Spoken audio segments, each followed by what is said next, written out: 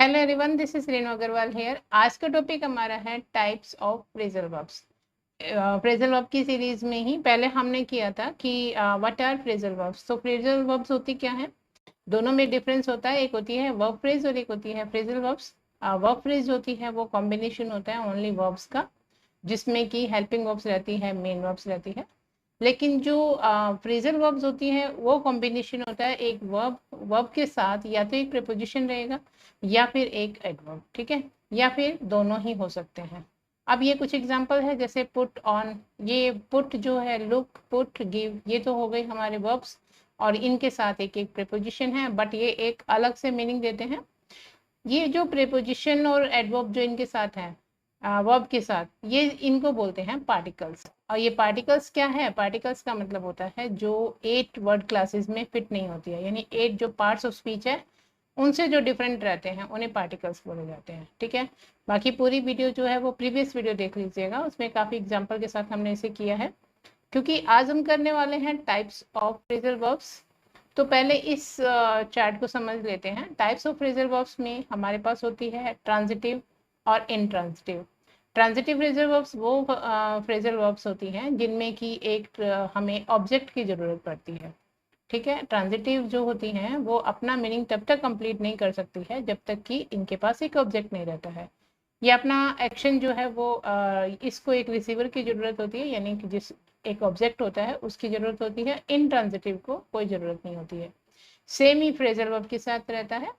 और अब इसके जो फर्दर हमारे जो टाइप्स हैं वो हैं एक सेपरेबल और एक है इनसेपरेबल। सेपरेबल का मतलब जिन्हें सेपरेट किया जा सकता है, इनसेपरेबल का मतलब जिन्हें सेपरेट नहीं किया जा सकता। किससे? उनके ऑब्जेक्ट से, ठीक है। वो हम स्लाइड में नेक्स्ट में सीखेंगे कि कैसे है, एग्जाम्पल से समझ लेंगे। लेकिन जो इनट्रांजिटिव फ्रेजल वर्ब्स हैं वो एक ही टाइप की होती हैं, वो इनसेपरेबल ही रहती है। चलिए नेक्स्ट देखिए। पहले हम कर लेते हैं ट्रांजिटिव और इनट्रांजिटिव। पहला आता है ट्रांजिटिव। जैसा मैंने अभी आपको बताया, ये हम वर्ब्स की बात कर रहे हैं। वर्ब्स में भी जो है वर्ब जिनको जरूरत पड़ती है एक ऑब्जेक्ट की to complete their meaning. Without an object they can't complete their meaning. तो इनको जरूरत पड़ती है एक ऑब्जेक्ट की। एक एग्जांपल से इसे देखते हैं। देखो, आई राइट अ लेटर। यहाँ पे एक हमारा सब्जेक्ट है, एक हमारी वर्ब है। वर्ब का ये सब्जेक्ट होता है, वर्ब का ये ऑब्जेक्ट होता है ना, वर्ब के पास ही होते हैं ये दोनों। अब ये जो ऑब्जेक्ट है, देखो, सबसे पहले तो एक काम हम देख लेते हैं कि जो ऑब्जेक्ट होता है, ऑब्जेक्ट बनने का काम कौन करता है? एक नाउन और एक प्रोनाउन। ये हमें पता है, हम बेसिक शुरू से कर रहे हैं, ये हमें पता है कि नाउन प्रोनाउन ही कर सकते हैं। दूसरी चीज ये है कि ये चीज जो मैं भी नेक्स्ट बता रही हूँ ये आपके बहुत काम की चीज है। देखो, कोई भी ऑब्जेक्ट किसका हो सकता है? ऑब्जेक्ट दो ही चीज का हो सकता है। ऑब्जेक्ट या तो एक वर्ब का होगा या वो एक प्रीपोजिशन का होगा। यानी कि अगर आप एक प्रीपोजिशन लिख रहे हैं तो उसके साथ भी आपको ऑब्जेक्ट की जरूरत पड़ती है और एक वर्ब होती है। अगर वो ट्रांजिटिव वर्ब है तो उसका होगा ऑब्जेक्ट हो जाएगा, ठीक है। तो ये दोनों ही इनके बाद मतलब वर्ब के बाद एक ऑब्जेक्ट आता है या एक प्रीपोजिशन के बाद ऑब्जेक्ट आता है। तो अब यहाँ एक हमें ये देखना है कि ऑब्जेक्ट का हम पता कैसे लगाते हैं कि ये ऑब्जेक्ट है। या तो हम व्हाट से क्वेश्चन करेंगे या हम होम से क्वेश्चन करेंगे। जो व्हाट से क्वेश्चन होता है वो होता है डायरेक्ट ऑब्जेक्ट, और जो होम से होता है वो होता है इनडायरेक्ट ऑब्जेक्ट, ठीक है। तो ये बेसिक सी चीजें हैं जो मुझे यहाँ बतानी थी आपको। अब यहाँ पे आप क्वेश्चन करके देखिए, I write what, I write a letter. अगर मैं आई राइट पे छोड़ दूँ तो ये आपका सेंटेंस इनकम्प्लीट रहेगा। यानी ये वर्ब अब क्या इसको रिक्वायरमेंट है? इसको रिक्वायरमेंट है एक ऑब्जेक्ट की। तो ये हो गई आपकी ट्रांजिटिव वर्ब। ये वर्ब की बात कर रहे हैं हम, अभी फ्रेजल वर्ब नहीं है ये। चलिए नेक्स्ट देखेंगे कि जो रूल इसके साथ अप्लाई होता है वही सेम रूल जो है वो फ्रेजल वर्ब के साथ भी रहेगा, ठीक है। फंक्शन तो वही है ना वर्ब का और फ्रेजल वर्ब का, मतलब मीनिंग चेंज हो जाता है। Same rule applies to the transitive phrasal verbs. इनको भी एक ऑब्जेक्ट की जरूरत पड़ती है। एक एग्जांपल के साथ समझते हैं। I am looking for. I am looking for का मतलब क्या है कि मैं तलाश कर रहा हूँ किसकी? क्या? I am looking for what. तो यानी हमें क्वेश्चन करा व्हाट से। माई वॉच, माई बुक, आपका आंसर हो गया my book, my watch, my purse, है ना। तो ये आपके ऑब्जेक्ट हैं, ठीक है, क्लियर है, ये ऑब्जेक्ट हैं। तो इसका मतलब जब हमें यहाँ पे व्हाट का आंसर मिल रहा है, यानी कि बिना व्हाट का आंसर दिए ये सेंस कंप्लीट नहीं कर पा रहा है, तो इसका मतलब ये हो गई आपकी ट्रांजिटिव फ्रेजल वर्ब। ठीक है, चलिए नेक्स्ट देखो। नेक्स्ट आती है कुछ फ्रेजल वर्ब्स जो होती है वो दोनों ही तरह की हो सकती है। हम अब फ्रेजल वर्ब्स की बात कर रहे हैं। वर्ब्स भी होती है वो दोनों तरह की हो सकती हैं। कुछ फ्रेजल वर्ब कुछ वर्ब जैसे मैंने यहाँ पे लिखा the peon rings the bell.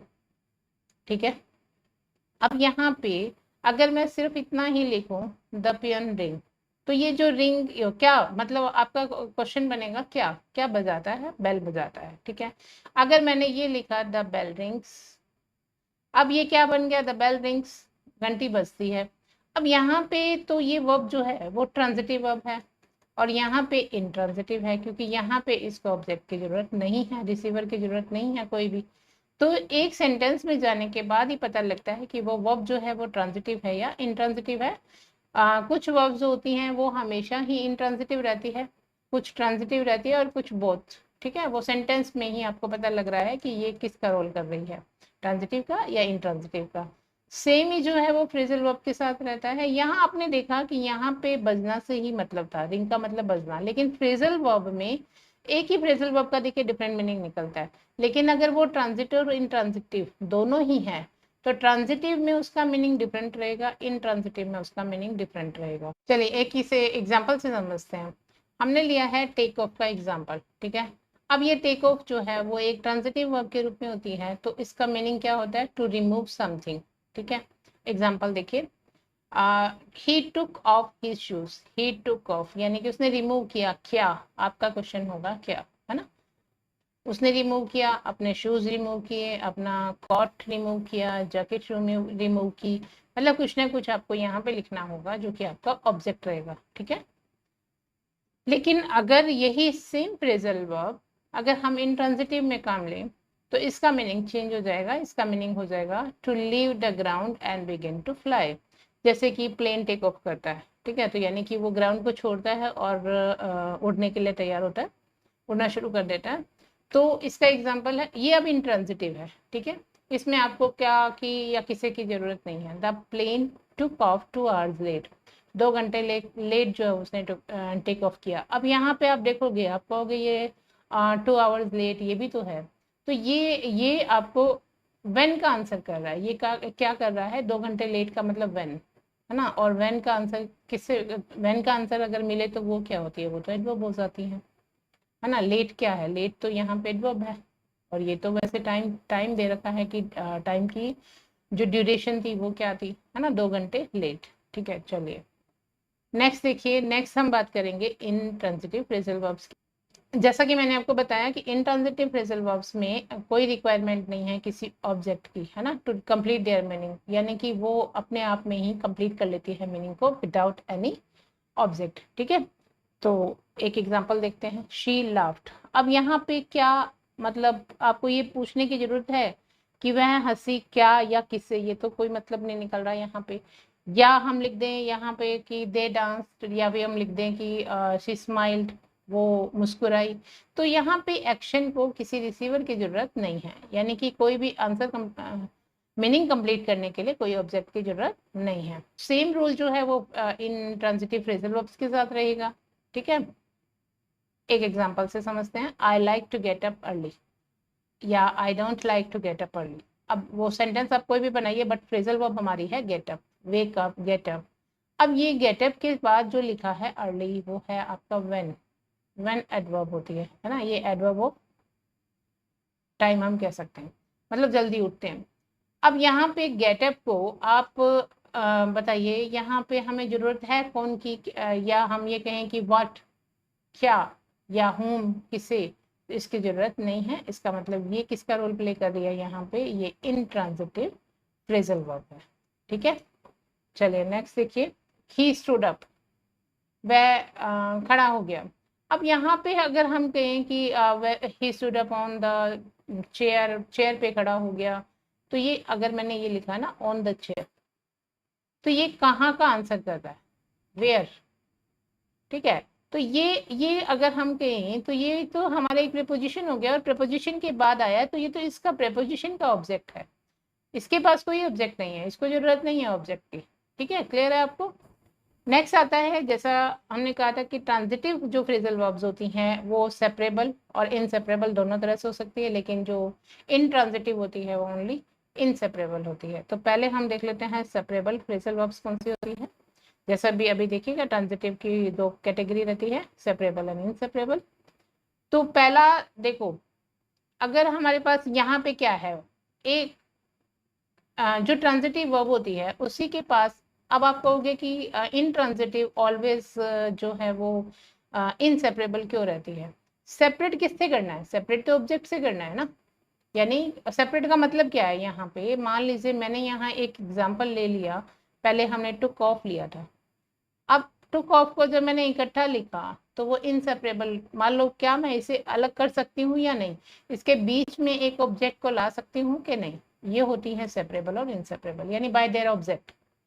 ये हमें देखना है। ठीक है, तो अगर मान लीजिए ये एक एग्जांपल है आपके सामने, दे ब्लू अप द ब्रिज, है ना, उन्होंने ब्रिज को जो है वो उड़ा दिया, यानी विस्फोट से या डिस्ट्रॉय कर दिया। ब्लू अप का मतलब होता है डिस्ट्रॉय कर देना। अब यहाँ पे हमारे पास क्या है, एक सब्जेक्ट है और इसके बाद क्या है, ये एक आपकी फ्रेजल वर्ब है और एक ऑब्जेक्ट है। ठीक है, ऊपर मैंने वैसे लिख भी दिया है, और ऑब्जेक्ट भी हमारा क्या है, नाउन। अब मैंने यहाँ पे नाउन स्पेशल लिखा है, इसका मतलब क्या है, जब हमारा ऑब्जेक्ट जो है वो नाउन रहता है तो हमें दोनों तरह से, यानी इधर वे से हम लिख सकते हैं। हम इसको मतलब दो तरीके हैं, ऑब्जेक्ट को बीच में भी रख सकते हैं। अभी हमने क्या किया, अभी तो हमने वर्ब एडवर्ब दोनों एक साथ रखा। ठीक है, यानी ये जो पार्टिकल था इसके साथ ही रखा, उसके बाद हमने यहाँ पे ऑब्जेक्ट लगाया। एक और एग्जांपल देखिए, please turn on the light. तो टर्न ऑन ये फ्रेजल वर्ब है, ये ऑब्जेक्ट है, और ये ऑब्जेक्ट कौन सा है, एक नाउन है। ठीक है, नाउन क्या होता है, नाउन यानी नेम होता है कोई भी चीज का। तो जब ये एक नाउन रहता है तब हम दोनों तरीके से लिख सकते हैं। नेक्स्ट देखो, अगर ये ऑब्जेक्ट जो है वो नाउन है तो हम कैसे दूसरे तरीके से भी लिख सकते हैं।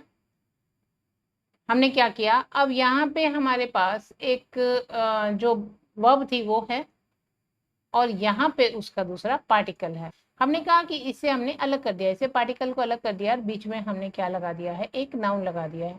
यानी हमने ये दोनों तरीके से लिख दिया है। दूसरा भी आप सेम लिख सकते हैं।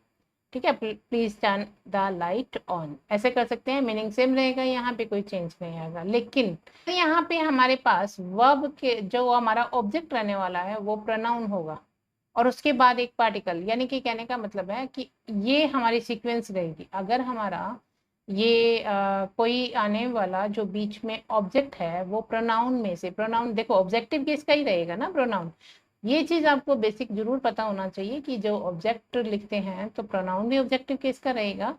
तो जो हम लिखेंगे, मान लीजिए हर लिखा या हिम लिखा, ठीक है, या हमने लिखा देम, अस, या हमने लिख दिया यहाँ पे मी, ये सारे प्रोनाउन कौन से हैं, ये सारे प्रोनाउन ऑब्जेक्टिव केस के हैं।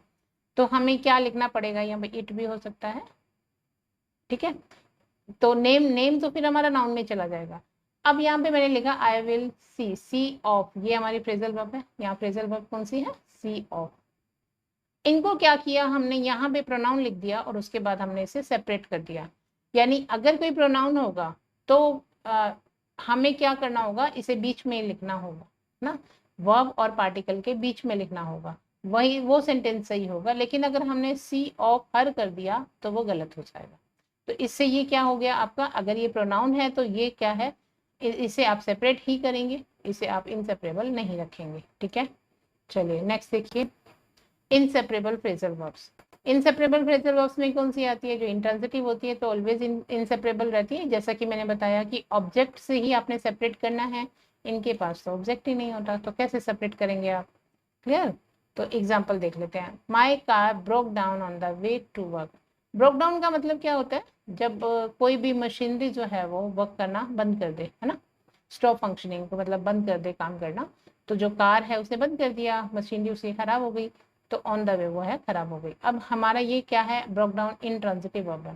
माई कार ब्रोक डाउन अगर मैं इतना ही लिख दूँ तो ठीक है, हो गया। अभी ये ऑन द वे जो हमने लिखा है, ऑन द वे, है ना, ये यहाँ पे आपकी ऑब्जेक्ट नहीं है, ठीक है ना, ऑन द वे कहाँ पे, वेयर का आंसर किया जा रहा है यहाँ पे, कहाँ पे, है ना।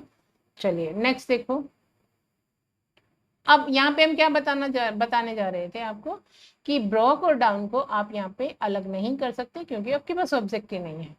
इनसेपरेबल वर्ब जो ट्रांजिटिव होती हैं उनको कैसे देखो, ट्रांजिटिव तो दोनों तरह की हो सकती है ना, सेपरेबल और इनसेपरेबल। एक तो हमने देखा कि अगर वो प्रोनाउन है तो आप उसे सेपरेट करके ही लिखेंगे, और नाउन है तो आप दोनों तरीके से लिख सकते हैं। लेकिन अगर मान लीजिए ये इनसेपरेबल कैसे है, वो तो ऑब्जेक्ट है तब भी इनसेपरेबल है, कैसे, I am looking for my watch, जैसे कि हमने प्रीवियस में एक ये एग्जाम्पल देखा था। उसी तरह से looked after, search for, take for, ये जो हैं, ये जो फ्रेजल वर्ब हैं इनको आप अलग करके नहीं लिख सकते। इसको आप ऐसे नहीं लिख सकते कि I am looking my watch for, ठीक है, ये गलत हो जाएगा। तो यह इनसेपरेबल है।